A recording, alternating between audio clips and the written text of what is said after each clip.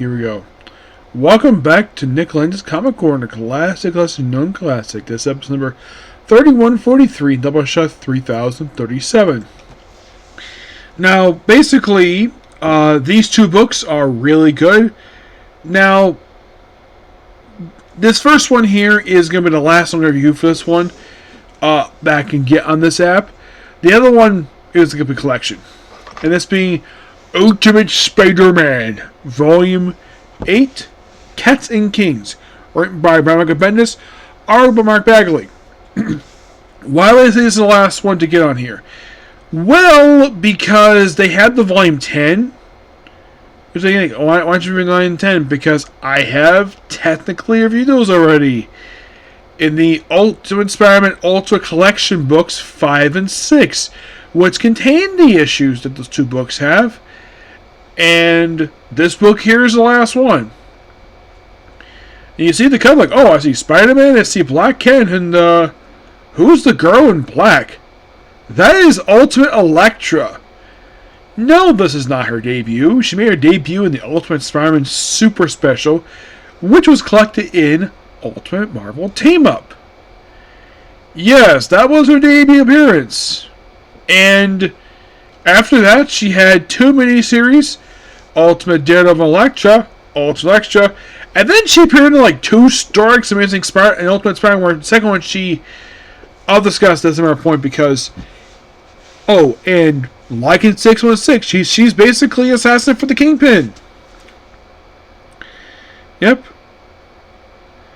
By the way, the chapter's name, Minimum Influence, Suspended, Hero, Black Cat, Shadow Puppets, Catfight, and Daughters.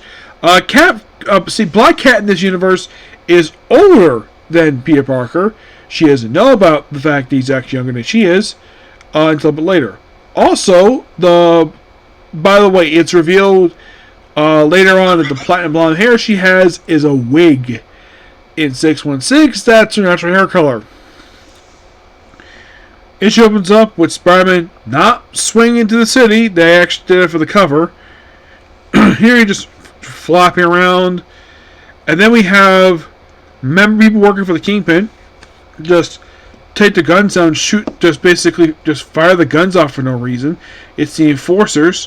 Where they're basically like, oh, you're yelling, Fist is money. Like, Fist is not here. It's like, it's a bit weird. Spider-Man finds out the place somehow. They apparently didn't know Spider-Man was even there.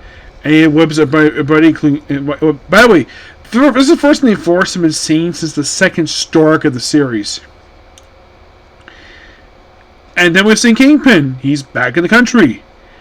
Yeah, it's actually explained that the murder charge against him was actually thrown out due to insufficient evidence. Apparently, this recording of a murder is not sufficient evidence. I'm like, it didn't look. Did you bother to examine it at all? Nope. So, yeah, he has a little guns thing, and then it costs like millions of dollars to go in the country, and then of course we bring in the alternative Sam Bullock, who in the regular universe, oh boy. Yeah, and Jameson endorsed him too in that one. Yeah, but it turns out he had to withdraw the enforcement due to the fact that he tried to murder Robbie Robinson, and the fact that, get this, the man's progressive plans, including, get this, apparently his plan was to put black people in concentration camps. Or at least some kind of internment camps, per se. I'm thinking, that's freaking stupid. And Randy's like, and of course Robbie's like, this is not a good idea. And Bo is like anti-Spider-Man. Of course, everything is like fine. Like, in this agreement, but they get along perfectly fine. Like, for his marriage, you're going to list people who know who he is. And it's Norman Osborn, Harry Osborn, Dr. Octopus, Nick Fury, Eddie Brock, Kirk Connors, Captain America, Wasp, the Ultimates, and the X-Men. Okay? And then we see a flashback of him punching out, picture of him punching out Dr. Octopus from the previous story, and of course, yeah. And of course, they think he's mutant because apparently mutant is bad in that universe. And Cleveland cleared, and here's the thing. He asks a question about this, about why the heck is he doing this, and he's fired on the spot. Just for daring to ask a question about this. Yes.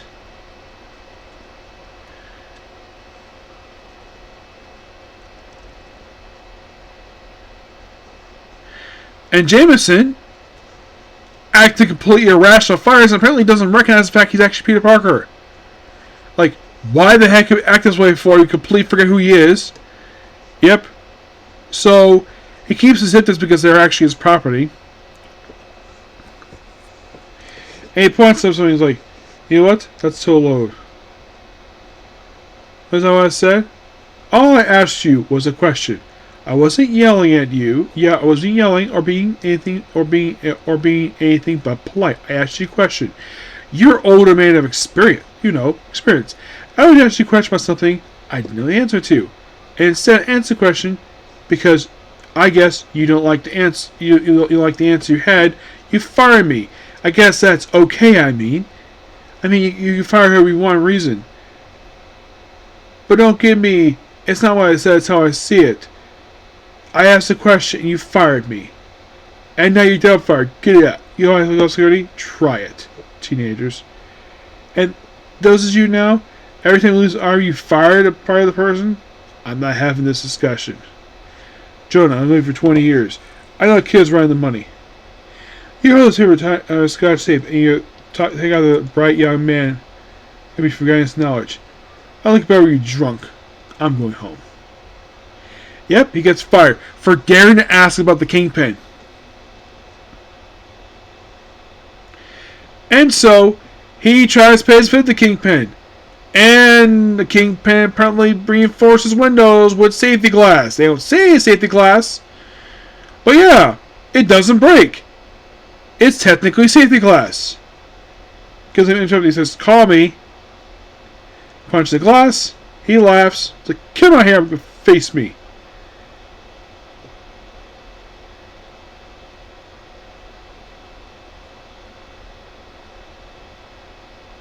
Yeah, anything? We talk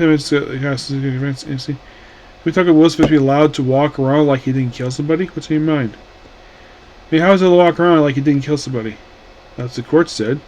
No, the court threw out the videotape of him murdering someone as evidence. Didn't say he didn't do it. It sucks. Yeah, and apparently he gets basically thrown out of glass like.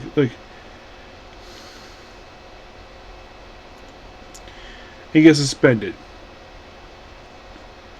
Yeah, for daring to ask. He basically is like, you threatened the social teacher? No. Then what? I ain't close. I insulted her. Accidentally. Let me do that. He gets suspended for a 24-hour period. Yeah, what we do for me? I swear. All there is ask. You know this Wilson Fisk thing? The guy murdered somebody on videotape and how he's walking around like free. And when I asked about it, when I just asked anyone about it, everyone's basically told me to shut up and mentioned it, it's like, get out. Sweet. You know as well, don't you?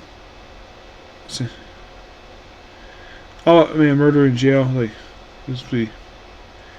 And then, of course, basically after talking to teacher, I got a job. James May Parker. Hello, my name is May Parker. I am Peter Gilligan. I want to tell you your behavior toward me was nothing but toward the plot where you shallow-minded piece of crap. That's nice. Oh, a nice mustache. Hitler say he wants his look back. So, okay, what do you want for dinner? And then, of course, we have Ben Urich interviewing Sam Bullock. And then when he sees a picture of Wilson Fisk on his wall, because they did ask about it, this specific picture, he takes the record out of his hand, smashes it. He threatens him too. Is it yep? Smash recorder. It's like not on my jacket. Ooh, yes. Yeah, back up one. It's like, Just like you taught me. Always back up. You know, it's a conversation. The ones need to. See what's one? No, why would you do that? Okay, that's actually a smart idea. Have a backup recorder in your pocket while the main one is smashed. I gotta admit, that's actually really sort of genius on the part of business for doing that. Yeah. And unlike in the case of the 6 Universe, the man was a full-blown racist. Here, he's aligned with a freaking criminal.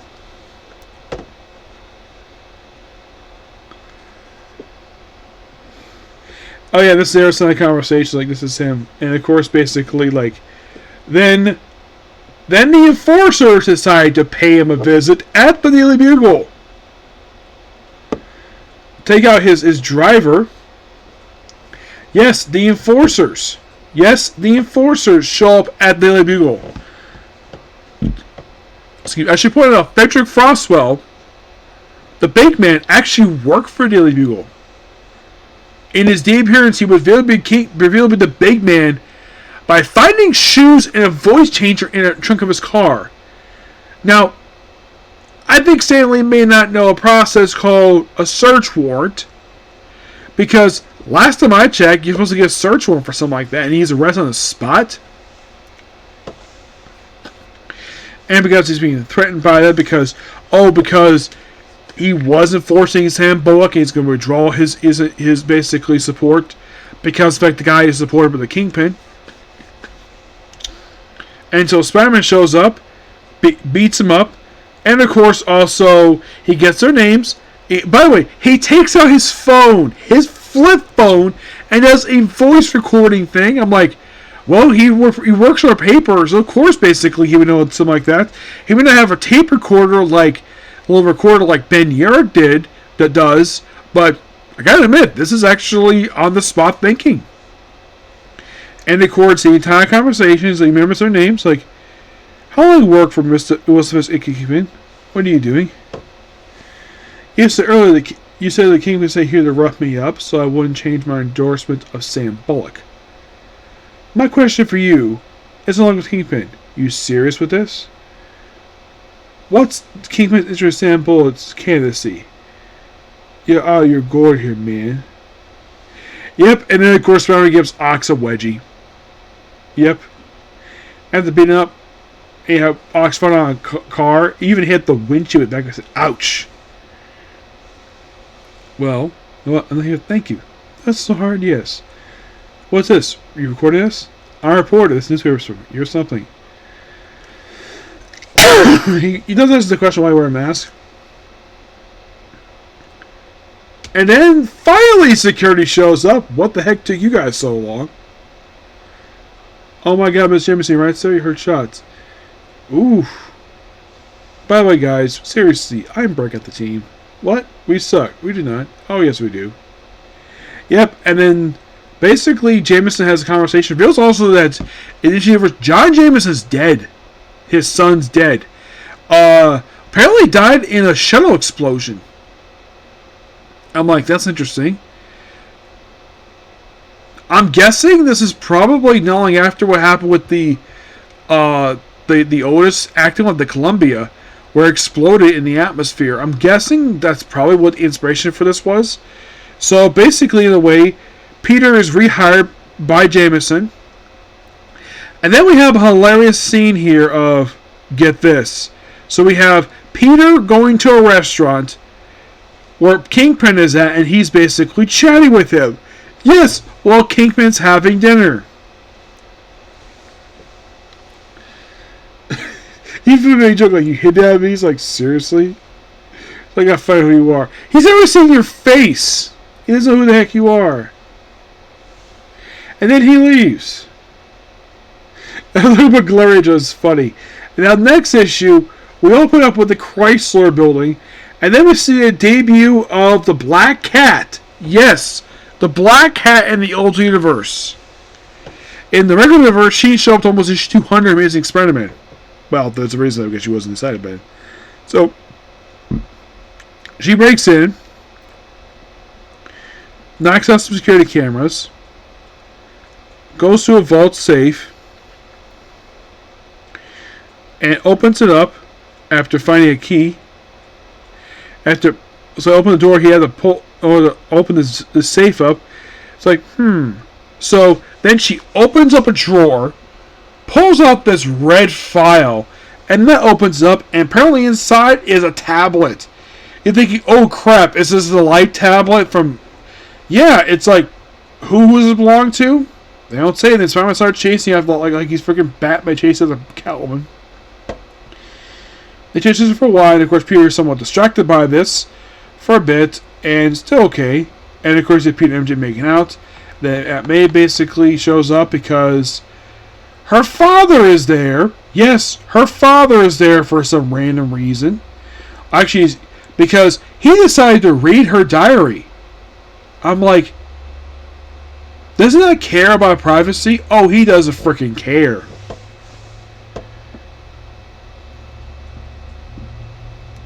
And of course, basically, is like, and basically references the whole thing of throwing him a bridge, and doesn't say anything much about it. And then, of course, after turn up the volume, chasing a black cat for a bit. Yeah. Who this guy is, don't know. It's not Silvermane. It could be Silvermane, but I'm not sure. Then Peter falls asleep in class, and he has to get attention.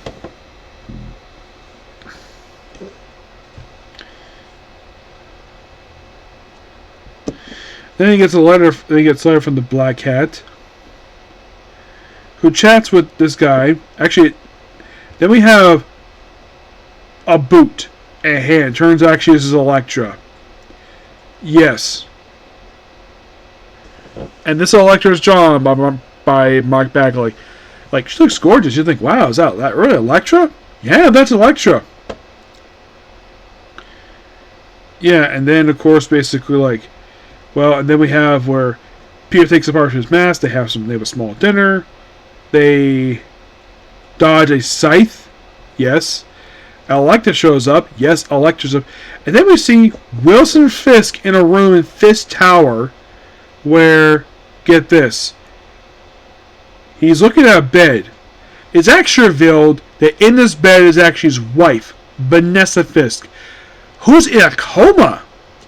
Yes. Why the heck she's in a coma? I don't know. I think after this, she pops up like once after this. And they'll say what happened to her. And then, of course, you have Black Cat fighting Elektra, which, by the way, in 616, these two would never fight at all.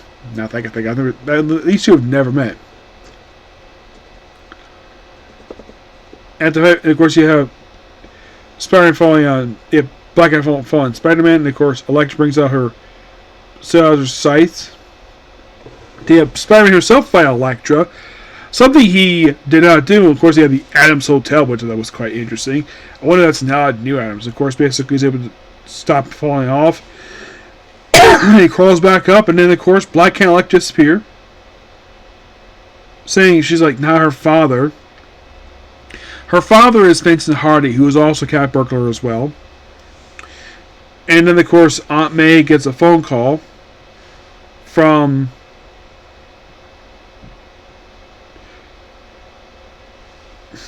I'm thinking it's Gwen or somebody calling her, and apparently she's ran away. Peter, of course, actually is in the kitchen getting a glass of milk, and no one knows that Gwen, of course. By the way, her father thinks that Peter has something to do with him having disappeared. He had nothing to do with it at all. Yep, and he finds her and basically gets her to come home. He doesn't know why she ran away. She just did. And then, of course, he finds out where Felicia is, where her father was a cat burglar. Of course, called him Jack Hardy, not Vincent Hardy, which is interesting. And then you have Fisk basically pinning over his giant hand. And, of course, they fight out of it. And then she just gets a bloody nose out of the whole ordeal. And Fisk wants the tablet because he wants to help us. Because at this point, he doesn't say why he has it. And then, of course, then Elektra hits Felicia in the chest with a scythe. She falls off and disappears. Knowing where she is. And then someone is like, please wake up. telling his wife to wake up. Yes. And in the book. Yeah. This book is really good. I gotta admit the Sam Bullock stuff was interesting, but they don't really resolve it per se. Just, I guess that Bendis threw Sam Bullock in because he's a character from Amazing Spider-Man back in the 70s. I guess they figured, oh, why not? I give book roughly a 9 out of 10. Next up we have this amazing book. We have Avengers World, the complete collection. Which this book contains the all-new Marvel Now .1, the entire 21-issue series that is Avengers World, and Avengers 34.1, 34.4. Those two books, 34.1 is a solo Hyperion story that you could say is a backed-up It's the Hyperion book that came after Secret Wars, but was a collective for some reason, but was a solo story for Hyperion. 34.4, that's a solo story. It's a team-up book of Starbrand Night Mask, which they help a little kid with being a hero in space. Now, as for the main book itself, this is basically the whole thing of Avengers World. This was a word that was first spoken during Avengers Infinity, and this comes right after Infinity. And Nick Spencer is the first 16 issues of this book. The remaining, Al Ewing does 34.1, 34.2 is Sam Humphries. The final issues of these books is by Frank Bobbery. Now, you have the first 5 issues co-written by John Hickman, but most books are by Nick Spencer. Your artists are, for issues 1 through 5, 7, 9 is Stefano Castelli. Mark Cargico does 6, 8, 10, 12, 14. Raphael, this was the first 14 issues. Raphael Inkiko does 11 and 13. For 34.1 is Dale Cohen. Bagel does 34.2. 1521 is mostly by Marco Casico. And Roman Rush is 16. Let's see. The cover art. Saba Naroka does the honor bar point 1 with Lorraine Morton. John Cassidy and Laura Morton issue 1. Issue is Wang Jin Long. Rag Morales and David Carl does issue 3. 4 is Mike Dell Jr. and Paul Mortis. Echolidis issue 5. Neil Adams and Paul Mortis issue 6. Mark Brooks is 7. Gabriel Delgado does issue 8. 9 is done by Ryan Stegman, Edgar Delgado. Simone Bocci does issue 10. 11 is Paul Renetto. Jorge Mendes 12 to 14. Common Aronofsky 15-16. Jeff DeCal does 17, 18, and 21. W. Scott Forbes is 19. Stava Green and Rico Reynolds is 20. 30.1 is Dale Cohen, Jason Keith. And Bigelow does 34.2. Wow, that's a lot of books. So, but by the way, it's revealed in issue 14 that the first 14 issues all take place in a period of 1 day.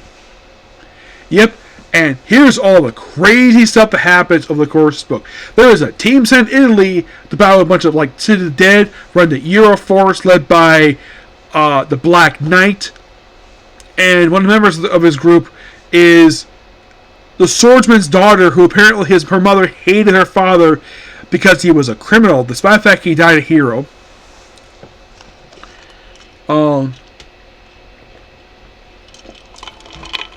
There's one issue of the book where Falcon is flying around, flying this weird-looking ship in the sky, goes on board, and apparently he's invited as a guest, and this apparently is a thing called, the organization is called Spear, that basically, this is a ship. Not the one Apocalypse had, this is a different one. Where it's a Chinese agency. They're a counterpart to S.H.I.E.L.D., and their primary goal is to protect China. That's pretty much their goal. They're the main defense for China. Aside from the army, of course. That's all thing with Gorgon, where he basically, because apparently it was revealed that Manjapur, it's on the top of the head of a dragon, which he somehow activates the dragon, and it flies, and then of course it ends up in Shanghai, where it causes destruction. And in order to stop it, Spear contacts S.H.I.E.L.D. for a piece of technology they don't have access to, but they would get anyways. Pit particles, because Shang-Chi goes giant size and punches a freaking dragon. I'm like, that is so awesome. Yeah. This is no denying the first 14 issues of the book are amazing. And it's like they also have in these issues here, they also bring in the next Avengers from the next Avengers movie. That means like you have like the son of Black Widow and Captain America, the son of Storm and Black Panther, the son of Giant Man and the Wasp, the daughter of Thor and Sif. I'm like, this is so cool, the fact that they brought people in. And they decided to stay, but they haven't seen since then.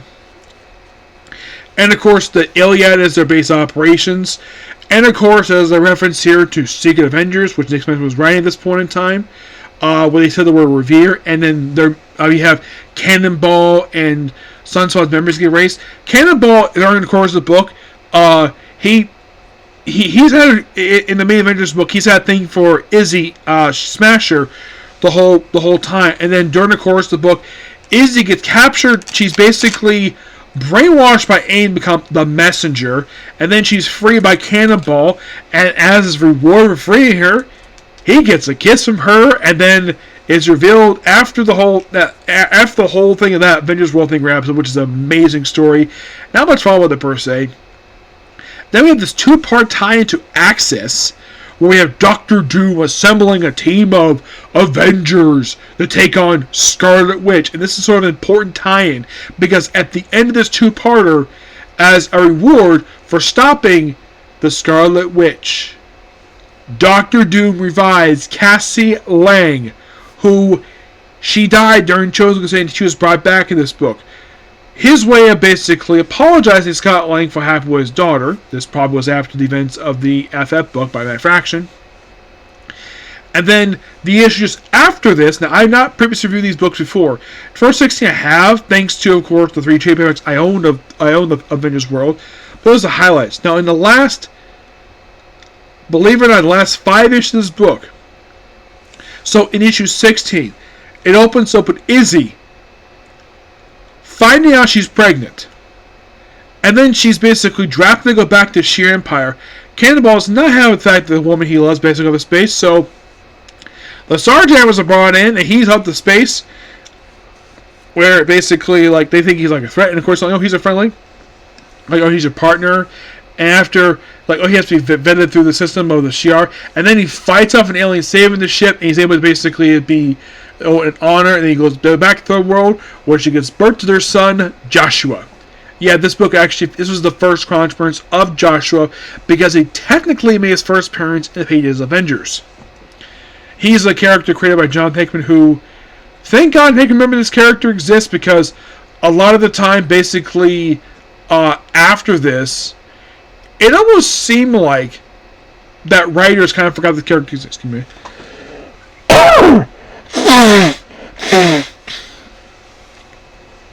Because I think like the next time it showed up after this, I think was in like U.S. Avengers.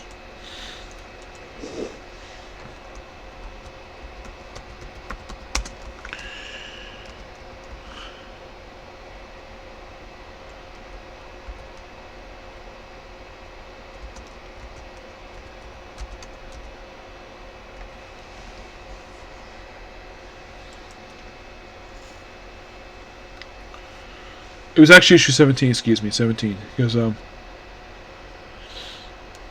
by the way, the team that Doctor Doom assembles for the Axis tie-in is more Valerie assembles this. It's Stingray, U.S. Agent, 3D Man, Valkyrie, and Alyssa Bloodstone. And Phil Coulson's involved with it too. And that was the end of the X-Men time in the book. So,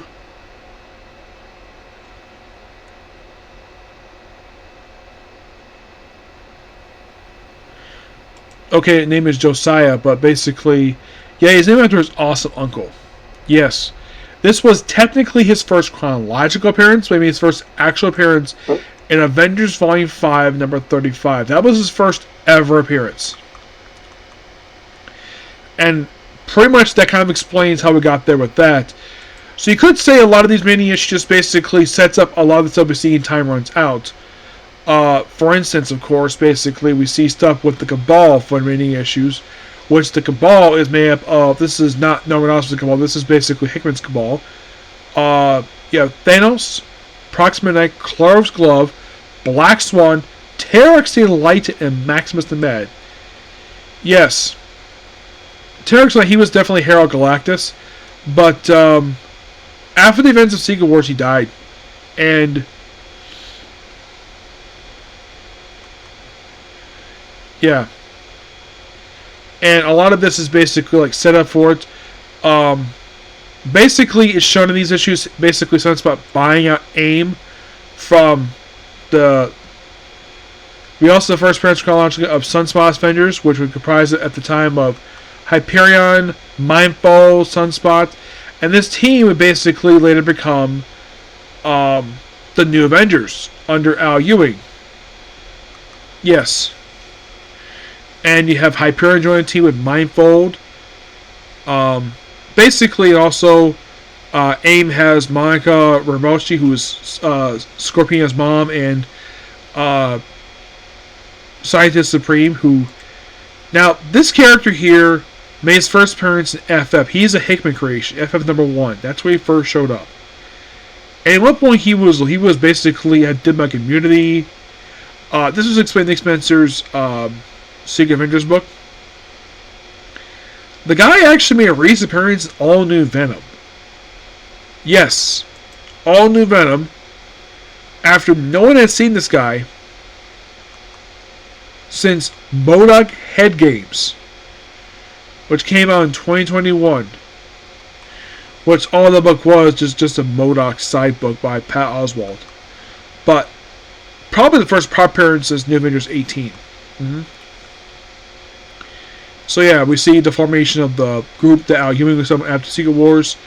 They have issue focus on Shang-Chi, where he's fighting like an evil version of himself, where it's like a dark, where it's basically him from the 70s was covered just a little shadier. And then for the final issue of the book, sadly, we see Reed Richards, who's a farmer.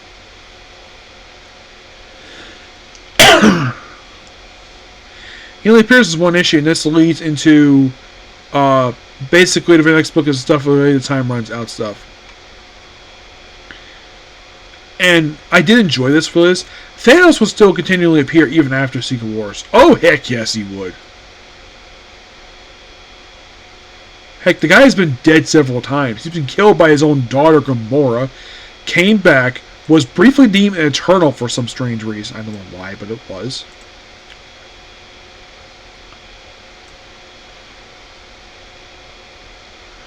So basically, after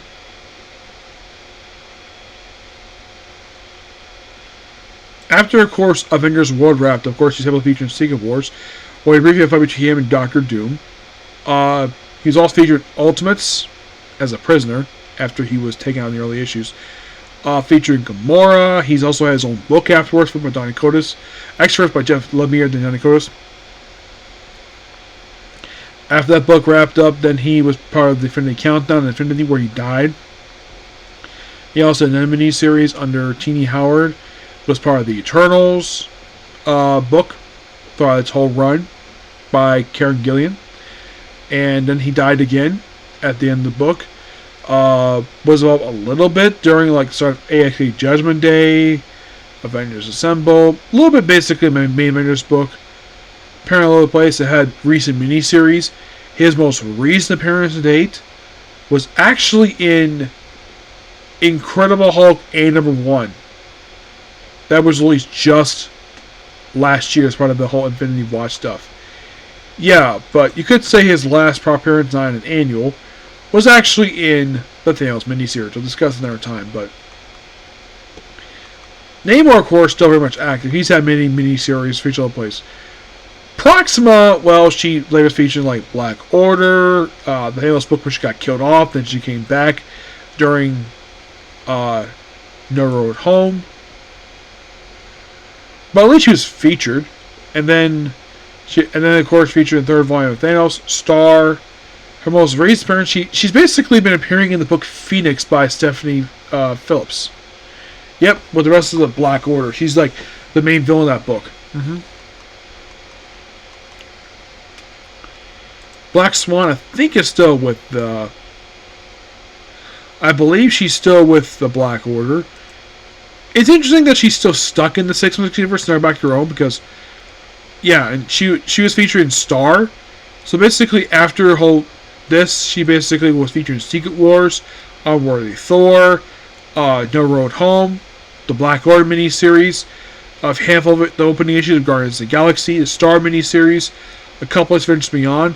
Her most recent appearance actually was in the miniseries Gods #3.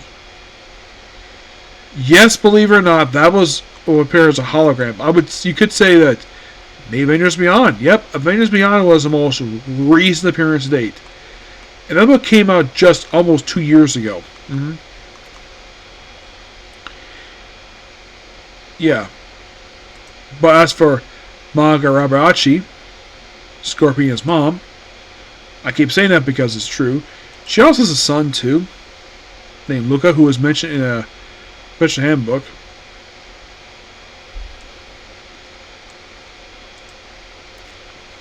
So what did she do after this book wrapped up?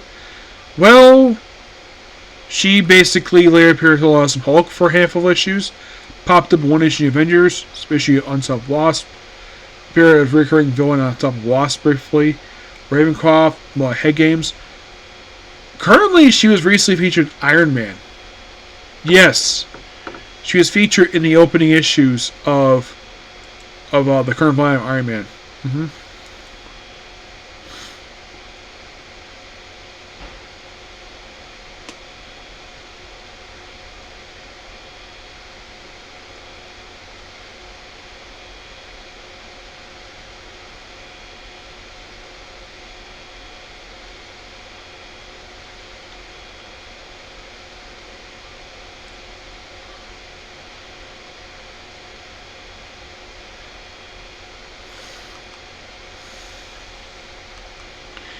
Yeah, and currently Monica is signed to stream of AIM. AIM is no longer under control of Sunspot currently. It's back with basically who was running before. Not MODOK per se. It's run by other people now. But Avengers World, fantastic comic book. It's a shame this book got canceled. Because I remember the book came out, like, I was excited. I read the book was amazing. I read every single issue when it came out. And the book ended. All because Secret Wars. Did I feel as though they wrapped up everything in this book? I think they could tell a little bit more story here. But like most books that came back, this is one of those books that Marvel chose not to bring back for some reason. I don't know why. It wasn't as bad as, let's say, Wolverine's, where I think a lot of people reading the book felt as though the story of the book was never concluded. It just stopped. It never finished. This book, the main story of the book started. I could say you could do a little bit more with that. You could do a little bit more because the book was amazing. But how long can you stay it for? That's the ultimate question when it comes to that one. Yep. But yeah, that's pretty much a particular review. Please be sure to like, comment, subscribe, check notifications. Next up is One Piece. Oh, I give Avengers World Complete Collection a 10 out of 10. Okay? Bye.